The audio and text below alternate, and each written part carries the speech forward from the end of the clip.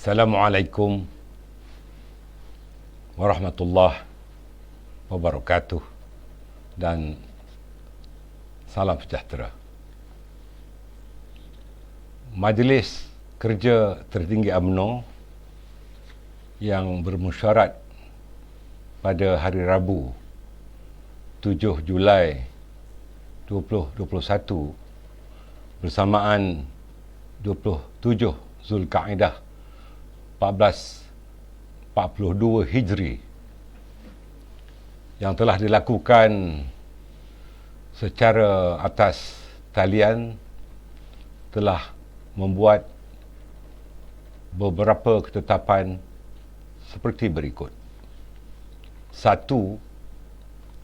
Mengabsahkan keputusan penangguhan pemilihan UMNO selama 18 bulan selaras dengan Fasal 10.16 Perlembagaan UMNO. Kedua, mengambil maklum keputusan Biro Politik UMNO melalui kenyataan Presiden untuk memberikan tempoh 14 hari bagi kerajaan menghormati titah ke bawah duli Yang Maha Mulia Seri Paduka Baginda Yang di-Pertuan Agong dan raja-raja pemerintah agar memanggil sidang parlimen secepat mungkin. Hasil tekanan UMNO, maka akhirnya kerajaan akur untuk menasihati Yang di-Pertuan Agong supaya mesyuarat khas Penggal ketiga Parlimen ke-14 bakal diadakan selama 5 hari bermula 26 Julai 2021. Ketiga, mesyuarat juga telah memperhalusi dan mempertimbangkan beberapa garis panduan utama yang ditetapkan oleh Majlis Kerja Tertinggi pada 11 Mac 2020 tatkala UMNO memberikan sokongan kepada Yang Amat Berhormat Tan Sri Muhyiddin Yassin selaku Perdana Menteri. Dua panduan utama adalah seperti berikut. 1. Kerajaan harus memastikan aspirasi rakyat benar-benar direalisasikan. 2. Kerajaan harus segera menangani kelembapan ekonomi dan melakarkan pelan tindakan berkesan menangani pandemik COVID-19. 4. Walau bagaimanapun setelah diperhalusi segala panduan utama yang digariskan oleh UMNO sebagai syarat meneruskan sokongan terhadap kerajaan pimpinan Perdana Menteri Yang Amat Berhormat Tan Sri Muhyiddin Yassin adalah gagal. Gagal dipenuhi dan dilaksanakan dengan memuaskan. Ternyata kerajaan gagal dalam memenuhi segala aspirasi rakyat di dalam beberapa perkara yang utama seperti berikut. 1. Kegagalan kerajaan menangani pandemik COVID-19 secara berkesan sehingga mencetuskan keresahan dan kemurungan yang amat serius kepada rakyat. Ini termasuklah polisi-polisi yang tidak konsisten, pelaksanaan PKP yang separa masa dan berubah-ubah hingga rakyat dikurung secara sia-sia selama hampir 6 bulan tanpa pembelaan yang sewajarnya. Contohnya, total lockdown yang sepada masa ini hanya menggandakan jumlah kematian dari 2,800 kepada lebih 5,768 korban hanya dalam tempoh 38 hari setelah Perdana Menteri mengumumkan total lockdown. Kegagalan kerajaan amat nyata dengan menyalahgunakan darurat yang hanya dianggap adalah untuk muslihat politik, hingga telah menyebabkan kemudaratan kepada rakyat dan tentunya kemudaratan juga kepada ekonomi negara, sekaligus menafikan suara UMNO yang sejak dari awal membantah keras proklamasi tersebut. Malah ordinans darurat yang kononnya boleh digunakan untuk membantu rakyat ternyata lebih banyak membebankan dengan pelbagai compound bersifat double standard dan melampau yang dikenakan ke atas rakyat, di dalam keadaan mereka sudah sedia terbeban dengan isu-isu survival atau kelangsungan hidup, dan ini amat dikesali. Kegagalan kerajaan untuk mempertahankan sistem demokrasi berparlimen hingga memandulkan segala amalan demokrasi bagi semak dan imbang, check and balance, yang menjamin hak dan suara rakyat agar terbela, terutamanya dalam memantau segala inisiatif kerajaan dalam menangani pandemik, termasuk aspek perbelanjaan, perolehan dan segala usaha vaksinasi. Kegagalan kerajaan menguruskan bantuan dan tuntutan rakyat secara berkesan untuk semua peringkat dan kategori.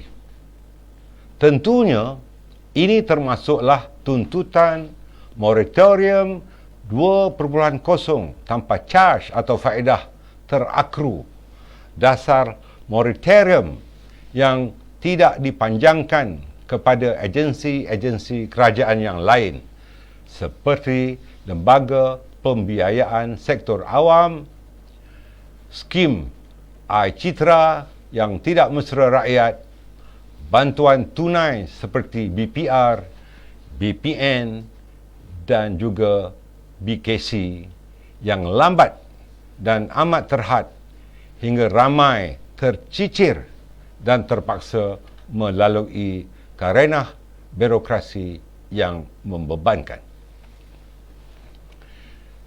Kegagalan kerajaan juga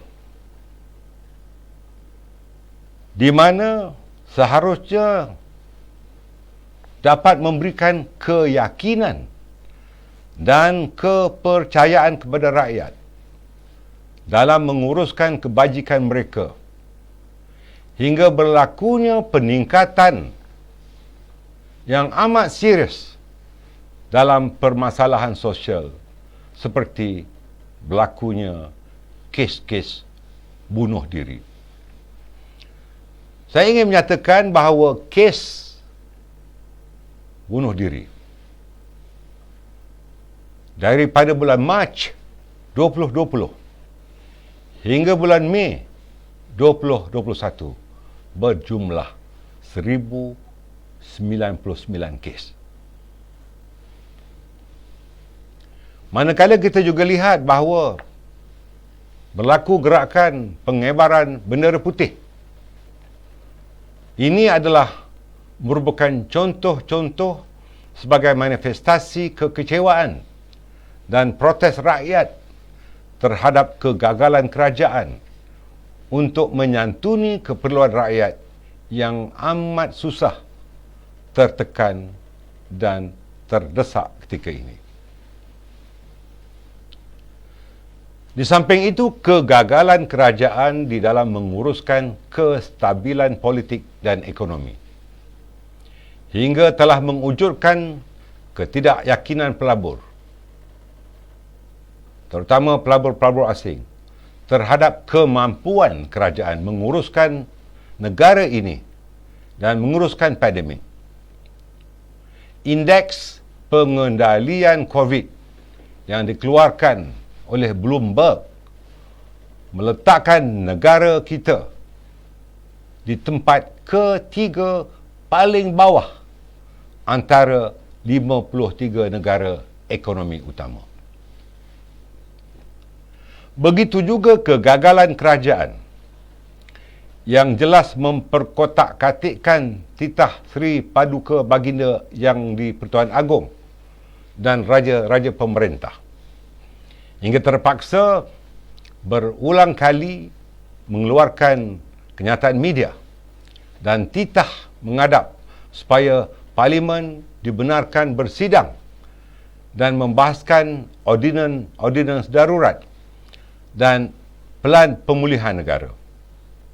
Selaku parti yang menjadi benteng utama membela institusi Raja-Raja Melayu, sebagaimana yang termaktub dalam Fasal 3 Perlembagaan UMNO.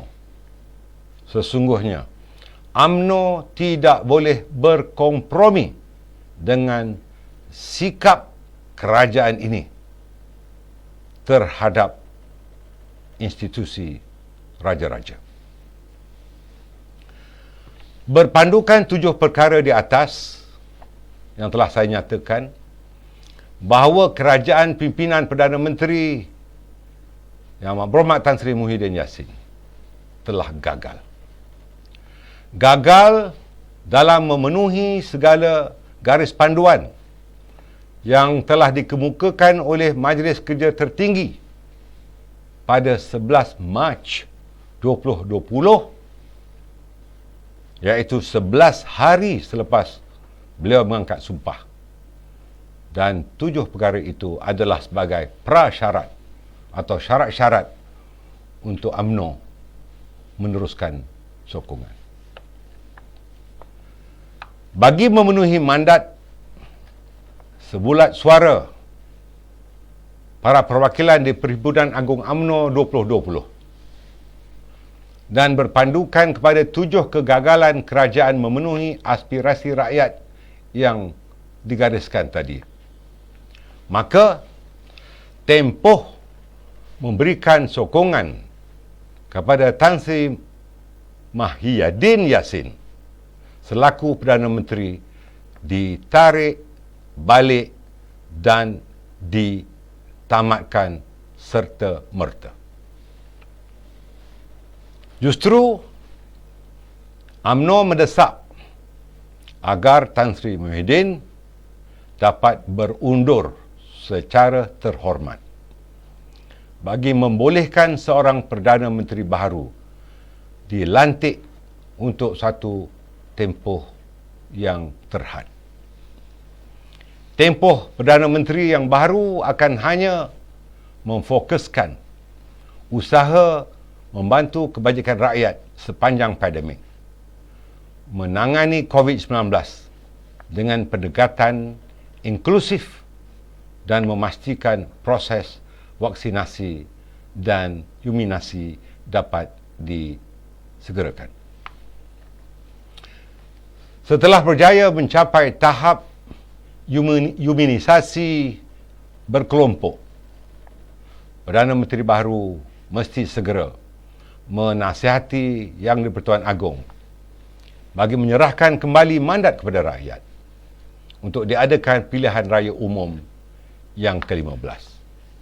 Ini penting bagi membolehkan sebuah kerajaan yang benar-benar stabil dan memperolehi mandat majoriti rakyat diwujudkan sebagaimana yang terhasrat dalam titah Yang di-Pertuan Agong sebagaimana yang dinyatakan Mesyuarat MKT pada malam ini juga mempertegaskan pendirian sebagaimana yang telah diputuskan di Perhimpunan Agung UMNO 2020 untuk tidak sesekali menyokong sebarang usaha mencalonkan Datuk Seri Anwar Ibrahim sebagai Perdana Menteri ataupun kerajaan yang ditunjangi oleh DAP-PH atau DAP-PH-led government.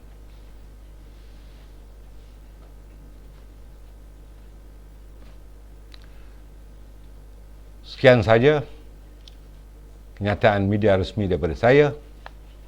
UMNO bersama rakyat. Assalamualaikum warahmatullahi wabarakatuh.